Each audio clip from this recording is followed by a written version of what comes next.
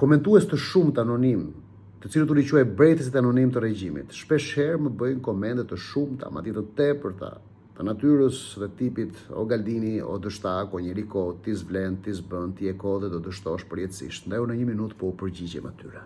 Po, unë jam Marian Galdini dhe jam kampioni dështakve. Po, unë jam kampioni dështakve. E kam marrë të titull me djerë, se kam fituar pa kompromis, pa servilizëm, pa puthje duash dhe pa i shërbyer asnjë burgu apo çifliku partish.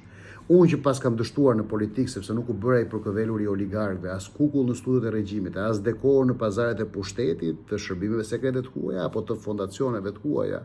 Ndërkohë që të dështoja çuditërisht, shkroja libra, artikuj, më ftoj në Kongresin Amerikan, në Bundestag, në Bruxelles, në Rom, në Londër, më dëgjoni dhe më takonin profesor, akademik, diplomat, ambasador, politikan, por sërish sipas jush dështak.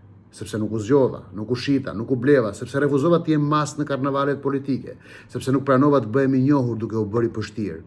Unë jam kampioni atyre që nuk luajnë pis për të fituar pastër, e atyre që nuk bin nami dhe gjithçka për famë, pasuri dhe pushtet, e atyre që zgjidhen të jenë të drejtë, jo të famshëm, jo të pushtetshëm, jo të pasur.